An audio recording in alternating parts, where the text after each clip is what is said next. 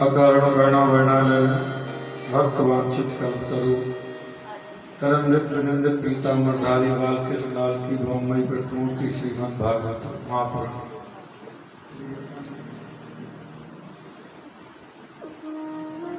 भागवदेन भोजन समर्जितेन सत्संगम लभते पुरुषो यदामि।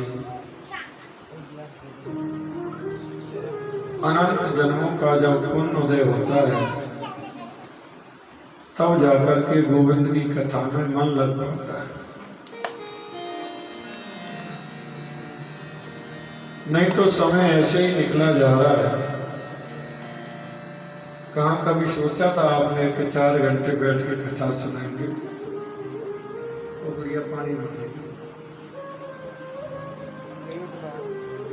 ये तो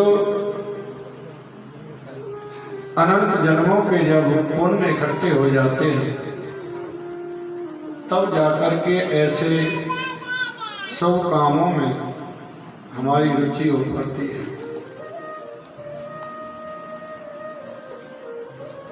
यूँ तो इतनी समय हमारा निकल चुका है, इतनी उम्र निकल चुकी, कभी जीव सोच भी नहीं पाता।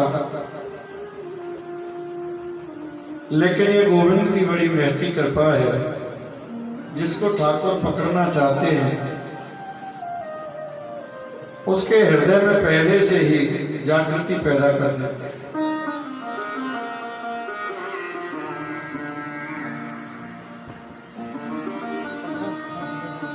ऐसे ही बैठे बैठे ठाकुर जी की शरण में ख्याल आ गया था कि भागवत कथा होनी चाहिए। और बैठे बैठे ही अनमने मन से ही किसी को कह दिया, और कहते कहते वो ऐसे बढ़ा जैसे एक एक भगत जुड़ते चले गए अपने आप। कहते ठाकुर जी अपने कार्य को खुद ही करा लेते, कुछ भी करना नहीं पड़ा, कहीं जाने की जरूरत ही नहीं पड़ी, यहीं बैठे बैठे ही सब कुछ उपलब्ध हो गया। बड़े भाग्यशाली होते हैं वो लोग भागवत जैसे ज्ञान यज्ञ में सम्मिलित होते हैं।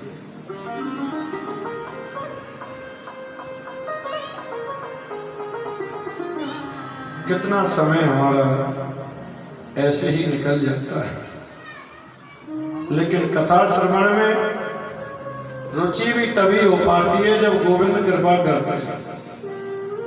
भागवत में सुखदेव जी कह रहे हैं, भागवत की महिमा इतनी विचित्र है कि जैसे ही 4 बजने का समय हुआ और आपके मन में ख्याल आया वह कथा सुनने जाना है, फटाफट कार्यों को अपनों को निपटाओ, जल्दी मंदिर पहुंचे। तो कह रहे हैं कि ऐसी दिव्य कथा है, उसी वक्त ठाकुर जी प्रकट हो जाते हैं आपके हृदय। ये सुखदेव जी कहते हैं ऐसी ये दिव्य कथा है। कथा सुनी नहीं आपने, बस मन में विचार आया कथा सुनने जाना है, बस उसी समय गोविंद हृदय में प्रकट हो जाता है। ये ऐसी प्रेममयी कथा है, गोविंद की ऐसी प्रेममयी चर्चा है। भगवान ने अपने ब्रजवासियों को, कल आप गोवर्धन लीला का वर्णन सुन रहे थे, बड़े आनंद उत्सव मनाया। गोविंद ने खेल खेल में ही गिरिराज जी को उठा लिया। ब्रजवासियों के तो सर्वस्व हैं गोविंद,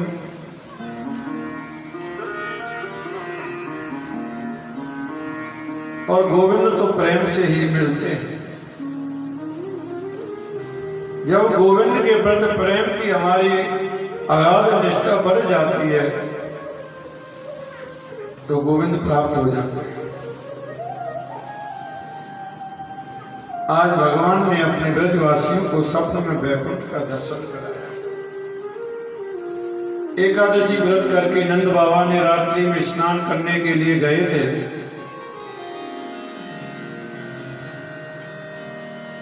और रात्रि में रात को 12-1 बजे यमुना स्नान करने चले गए, जबकि जलाशय में रात के वक्त स्नान नहीं करना चाहिए। नंद बाबा गलती से लगा उनको 4 बज गए और स्नान करने के लिए गए तो वरुण के दूत उनको पकड़ के ले गए वरुण लोक में जब नंद बाबा को पकड़ के ले गए तो मेरे गोविंद वरुण लोक में गए और जाकर के नंद बाबा को छुड़वाया। मेरे गोविंद की बाल लीलाएं बड़ी अद्भुत हैं। बाल लीला कृष्ण चरित्र जैसे और किसी चरित्र में नहीं है। अब जिस लीला का प्रसंग आचार्य सुखदेव जी वर्णन करने जा रहे हैं, यह है मेरे प्रभु की रास लीला का वर्णन है। रास पंच अध्यायी श्रीमद् भागवत के 5 पुराण हैं। रास लीला का प्रसंग, रास का प्रसंग बड़ा पावन है कि प्रथम सुमिरे भागवत भक्ति भगते वान, द्वितीय आराधे भक्ति व्यास नव भांति बखान, तृतीय करे गुरु सुमझ दक्ष सर्वेज्ञ रसीलो, चौथे होए विरक्त बसे मन राज वसीलो, पांचे भूले देह सुध तब छठी भावना रास की, साते पावे रीत रस श्री स्वामी हरिदास की।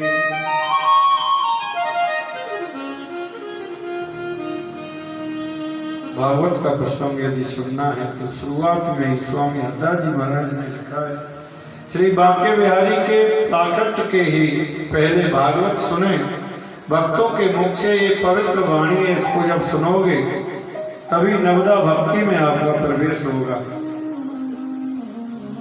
जाने बिन होए ना प्रीति और बिन प्रतीत होए ना प्रीति। जब तक किसी के बारे में आप जानोगे नहीं तो प्रीति कैसे होगी।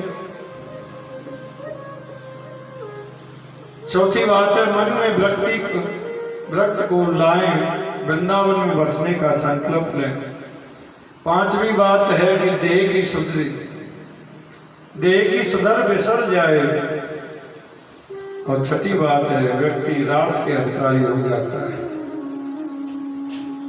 रास का ऐसा उत्तम प्रसंग है, ऐसा पावन पवित्र प्रसंग है। भगवान ने जिन गोपियों के साथ में रास किया, इन गोपियों के बारे में हम चर्चा करते हैं। सुखदेव जी कहते हैं, परीक्षित गोपी का मतलब क्या है? गो का अर्थ है इंद्रिय, इंद्रिय और पी अर्थात पीना। गोप्य इंद्रिय कृष्ण रस प्रवृत्ति इति गोपी। जो प्रत्येक इंद्रिय से गोविंद रस का पान करे, प्रत्येक इंद्रिय से भगवान के कथा रूपी रस का पान करे, उसे गोपी कहते हैं। भगवान राम जब 14 वर्ष वन में गए, मेरे रघुवंश दंडिक वन में से निकले तो दंडिक में वास करने वाले जितने भी महात्मा हैं, सबने राम के सौंदर्य को देखा और सौंदर्य को देखकर के सोचने लगे। उनके मन में ऐसा भाव जागृत हुआ कि हम लोग भी यदि स्त्री रूप होकर के गोपी बनकर के उनकी सेवा करते तो कितना आनंद होता है। वे ही दंडिक वनवासी ऋषि हैं जो सभी ऋषि ब्रज में गोपी बनकर के आए हैं। भगवान नारायण जब वामन रूप लेकर के राजा बलि के यज्ञ मंडप में गए तो जितनी भी दैत्य कन्या हैं, वामन भगवान को देखा और देख करके सोचने लगी, इतना सुंदर मुखारविंद, इतने सुंदर गोपाल हैं वामन भगवान, हम भी गोपी बनकर के इनकी सेवा करते। और इतना ही नहीं, समुद्र मंथन के समय में जब मंदराचल पर्वत को नीचे की ओर जाने लगा तो उस समय भगवान ने कछुए का रूप धारण किया।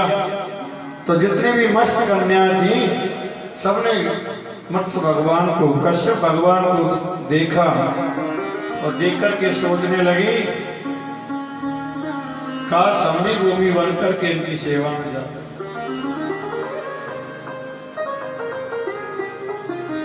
और इतना ही नहीं, वेद में ऋग्वेद, यजुर्वेद, सामवेद, अथर्ववेद, इन 4 वेदों में 3 कांड हैं। ज्ञान कांड,